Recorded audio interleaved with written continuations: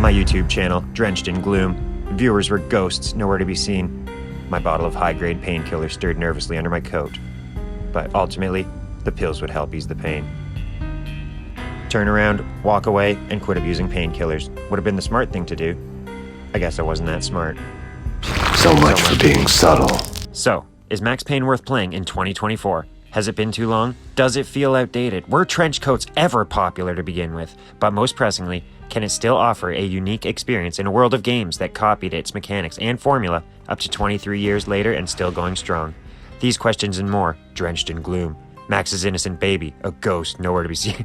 Okay, I can't keep that going for a whole video, but rest assured, there will be no shortage of praise in this video, so if you aren't a fan of Max, or some stubborn, pessimist Valkyr addict, you might have a bad time, okay? First, allow me to set the scene. All the way back in 2001, every game had the potential to be the next big thing, due to major leaps in hardware and technical capabilities. All the developers had to do was have a great idea and a competent team to realize that vision. Games being released around this time were leaving their mark and gimmicks on the industry, and helping each game to stand out as possibly be an influential future instant classic. Literally some of the best games of all time were dropping in 2001. The Y2K scare likely pressuring every programmer to produce their best work in case of, end of the world disaster. Of course, nothing happened, but the quality projects were here now. Under the same publishing umbrella, Rockstar's very own Grand Theft Auto 3 team was revolutionizing the open-world action shooter genre. Bungie's baby Halo was combat evolving the FPS genre with its stark contrast to most other shooters on the market. Konami's critically acclaimed Metal Gear Solid 2 Sons of Liberty was setting the bar for the stealth genre and how much they control the player with an MC bait-and-switch. Japanese juggernauts Capcom were perfecting the melee and crazy combo-based hack and slashers with Dante. Croatian All-Stars Crow Team, against all odds, debuted the digital gold mine that would be addictive horde shooters. And, of course, Sega's Shenmue 2 would popularize QTEs and bravely pioneer the terrible practice of making fans wait 18 years for a sequel that underdelivers in almost every regard. So yes, essentially it was the golden era for up-and-coming devs waiting to go berserk in the games industry. Then, from a remote corner of the world in Espoo, Finland, with Espoo roughly translating to the shit in English, comes a development studio called Remedy Entertainment that was ready to do their name justice and remedy cure the ailment of subpar third-person shooters. They started out with small games, including a racing game, and they were also technically gifted enough to produce stunning visuals and graphics benchmarking tools. After hooking up with icon, legend, / industry trendsetter Scott Miller, seriously, this guy's a legend, look up his amazing, inspiring success story, they teamed up with 3D Realms and got to work on Max Payne. Flash forward past any potential hardships that it couldn't possibly have known about to July 23rd, 2001, and the game had arrived. It was here. They did it. We have it now. The critics loved it, the fans loved it, and I'm 100% confident Sam Lake probably loved it. Max Payne was a monumental success, receiving high scores across the board. With some exceptions, of course. However, the numbers don't lie, and Max sold a reported 82,000 copies in its first month alone. A bit better than competent, if you ask me. Even more impressive considering it was a PC exclusive for 6 months, until Rockstar shoddily ported it over to consoles. And as of 10 years after release, it has been said to have sold at least 7.5 million copies worldwide, but some liberal estimates say that number may be closer to 7.5 billion. Yes, all the hard work had finally paid off, and Max was becoming a household name for gamers far and wide. But I should probably quit stalling and just say, why did it sell so well? What was Max Payne? Without spoiling the story, I can sum it up by saying it's a dark story about a man who loses his baby, his wife, and most importantly, his sweet job where he can wear whatever he wants and still get taken seriously as a professional detective. He then goes on an emotional spirit quest full of murder, deceit, drugs, dirty politics, dirtier hotel rooms, and a bunch of other very inspired mobster gangster shit. Finding out along the way that there are very powerful figures pulling certain strings from very certain shadows. Now, I just summed up the gist of the story in 3 poorly constructed run-on sentences, but the story is actually a big part of Max Payne, and besides the sparse in-game cutscenes, the vast majority of the story is told through these amazing graphic novel-style comic panels, complete with guns, lewd acts, and amazingly authentic New York-style voice acting. Oh, Rico, you're so bad. I am, ain't I? I would personally say the story of Max Payne is nothing mind-blowing, but as a 14-year-old experiencing it for the first time, and even to this day, it's a fun, entertaining, wild ride, packed with more wacky characters than Max can shape a lead pipe at. Look at him go, look at him shake that lead pipe. Before I continue, and or forget, I have to say, I absolutely loved the writing in the game. There's lines in this game that have stuck with me for 22 years. Now that is writing with staying power. He was trying to buy more sand for his hourglass. I wasn't selling any. Sam Lake is well known for his efforts in many games, and rightfully so. Whether he was trying to parody American noir crime thrillers, or trying to subversively write the most quotable, realistic crime script he could, he fucking nailed it. This game would not be as beloved or as memorable if it was made with a lesser writer. That I would be willing to bet Max's baby's life on.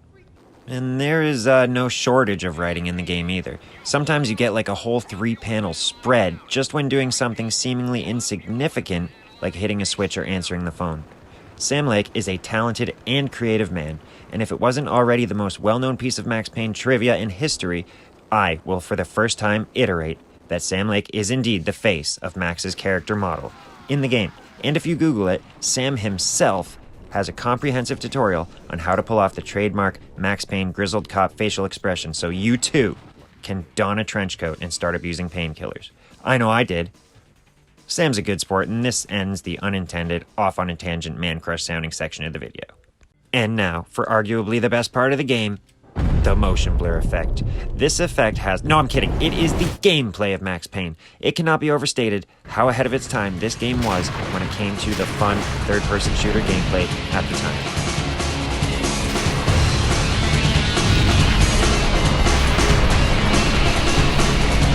Okay. What the hell?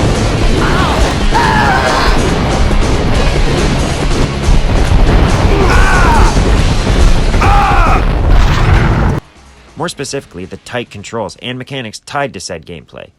At the time, the only other notable third-person shooter released on consoles was Bungie and Rockstar's weird experimental Oni game, and 99.99999% of people would agree Max controlled better, even if he couldn't do anime backflips. Until people modded them in later down the line, that is. Other FPS games of 2001 that could potentially match Max's mostly precise level of control would obviously be Bungie's successful Halo franchise, which basically let you control your in-air direction by means of floaty space jump physics. Other than Halo, though, I could only imagine maybe Return to Castle Wolfenstein and Serious Sam being any real competition, but there was really no contest since Max basically set the standard that other third-person shooter devs would try and recreate. So yes, the controls were great. All things considered, unless you play it on the PS2, then the strafing is consistently off feeling. Nowhere near unplayable or anything, it's just not nearly at the level of quality and technical prowess a game of this storied history pedigree deserves, and should have no problem pulling it off technically. Max walks at a brisk New York pace, so the lack of a sprint in the game doesn't really hurt it in the long run. He can also crouch for added cover and utilize the third-person camera to get an advantageous perspective into the next room full of goons. That's not cheating, right? I mean, that's it. The devs put it in, right? Anyway, Max can also utilize his special police training to raid every pill cabinet in the city of New York.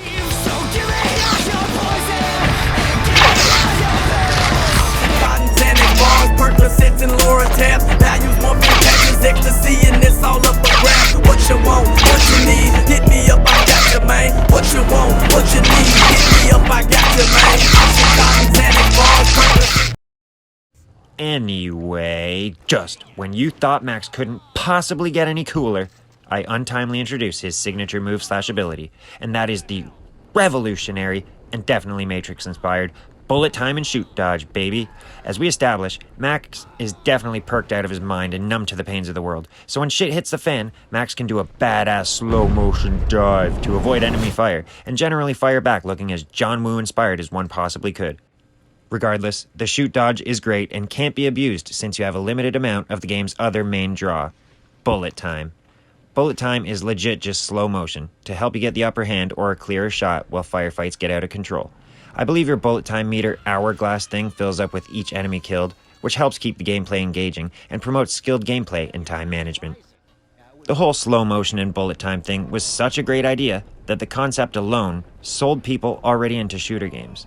Since it was implemented so masterfully and everyone loved it so much, it became a common feature that many other games would try and copy over the years, usually without properly crediting Remedy Entertainment, which is kind of shit because they could have went the Namco route and patented the bullet time mechanic, or at least tried to, but they were the bigger man and gave it to the industry for free. Periodically, and still to this day, lots of games come out with some kind of time manipulation, or time displacement, or time power system, and most of them owe it all to Remedy, since they basically did it and nailed it on their first try. The weapons in the game are pretty standard for a shooter grounded in New York's reality. And I don't mean the bad kind of standard, this is the above average kind of really good, solid standard.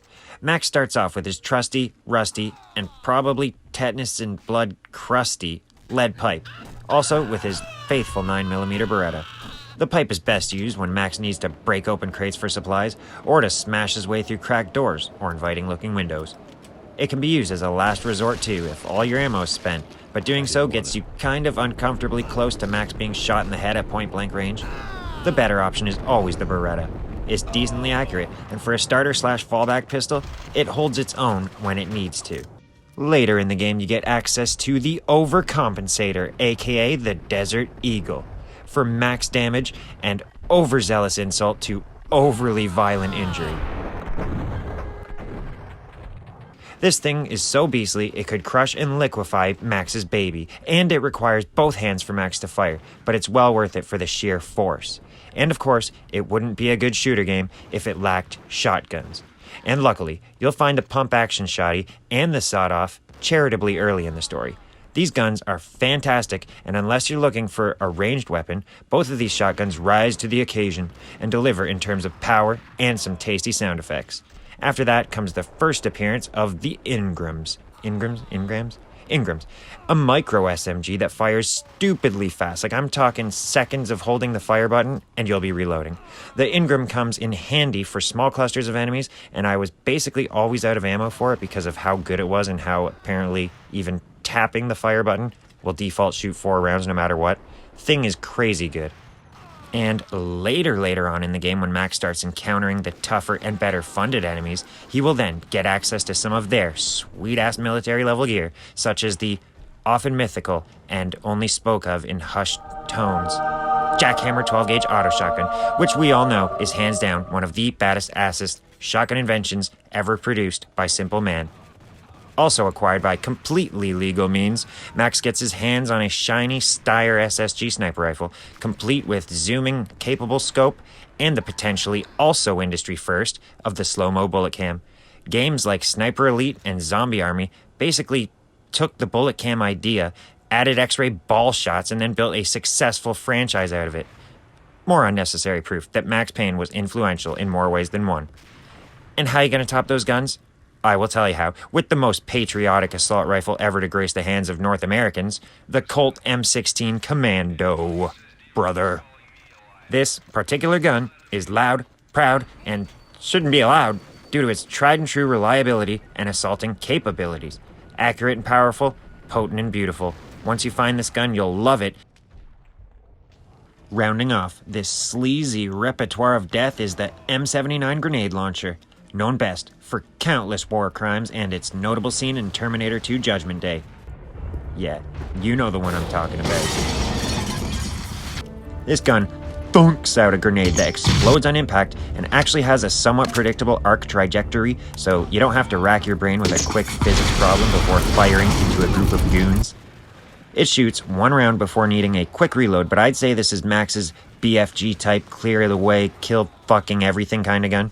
Great for groups of enemies or the few quote-unquote boss fights in the game.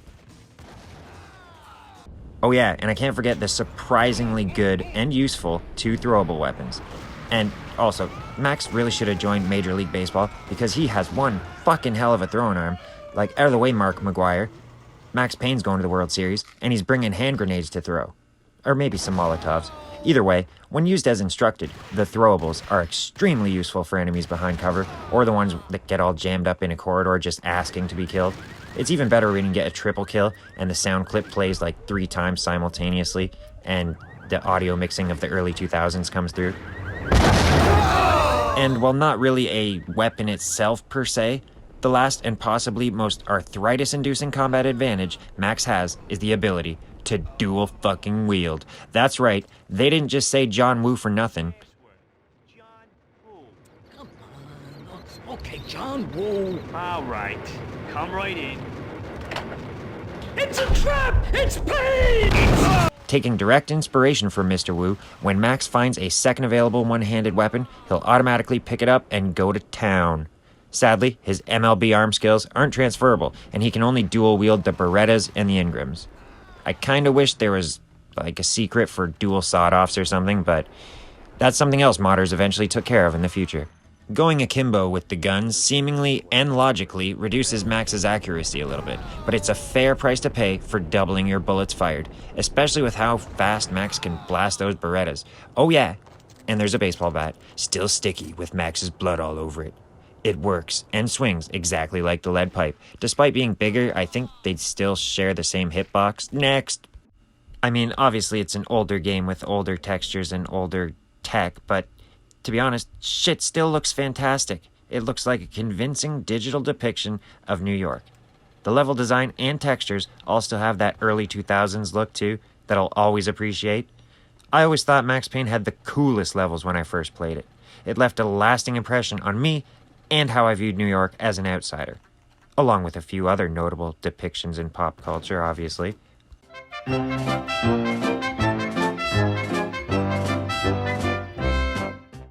Max finds himself going on an all-inclusive, all-expenses-paid, all-pills-supplied tour of New York, including the famously risky subway system, and some authentically depressing apartment complexes, the snowy city streets, elegant mansions paid for in blood money, and million-dollar giant evil corporation skyscrapers, just to name a few. There's way more to explore and visit during the story, too. Each level is packed with as much detail as a PC could handle back in 2001. You'll notice lots of small details that just help everything feel more dynamic and immersive, such as dollar bills flying when Max shoots the dirty money, or when Max decides he needs a soda or three. Hell, even when you activate the vibrating love bed, you'll notice someone conveniently hid a shotgun there for you. It's all kind of interactable details like this that really make the setting more believable while also being more memorable as a result. And man, I can't even count how many painkillers I've taken. I mean, how many times I've beat Max Payne over the years. Shit's just so fun, and playing it now, it's just as great as it was upon release. I mean, maybe the controls could have been improved or aged better, but that's what we got the remakes coming for, which I'll get to in a second. But I have to throw this in just so I don't forget about it, and because it must be said, Max has some of the best quotable lines I've ever heard in a video game. I mean, the shit he says is so dramatic and exaggerated. It's funny as shit. I love it. She's someone high up. Government, maybe. I don't know. He was trying to buy more sand for his hourglass. I wasn't selling any. And speaking of things I love, cherish, and hold in high regard, I have played both sequels, and I love them all equally. The addition of the Havoc Ragdoll physics engine in Max Payne 2 absolutely blew my fucking mind when I was younger. And experiencing the Rockstar-developed Payne for the third entry was just as interesting as it was bizarrely awesome. I have heard those Scott Miller tweets that there was supposed to be a Max Payne 4 before Rockstar bought the franchise, but I am just as satisfied knowing that Remedy are supposedly currently hard at work on the remakes for both Max Payne 1 and 2. Also, real quick, anybody remember the Mark Wahlberg Max Payne movie? It was weird as hell from what I remember, and I always found it so funny that fat old white guy Chief Jim Bravura would end up being played by Chris Ludacris Bridges. I mean, I like Ludacris, but I just thought that was hilarious. Also, I'm really bad at interesting segues, so just to abruptly cut myself off, I'm just gonna say it was super fun revisiting Max Payne on the PS5, despite the performance of the game being somehow worse than my old end gaming PC back in 2001, but that's besides the point. I powered through due to my admiration of Mr. Payne and my own dedication to adding my nasally and probably somewhat annoying voice to the Max Payne conversation. Should we all still play Max Payne in the future year of 2024? Well, I would say absolutely. See why this game has earned its spot in the pantheon of video game greats, and soon enough, You can even enjoy the remakes even more, knowing where the series began. From their humble Scandinavian beginnings to helping push the industry forward through their contributions of great games released over the years, to eventually being acquired by one of the biggest and therefore evilest publishers of all time. Is Max Payne a perfect game, though? Well, last time I checked, it wasn't called Bloodborne, so I'd have to say no. But it gets pretty close.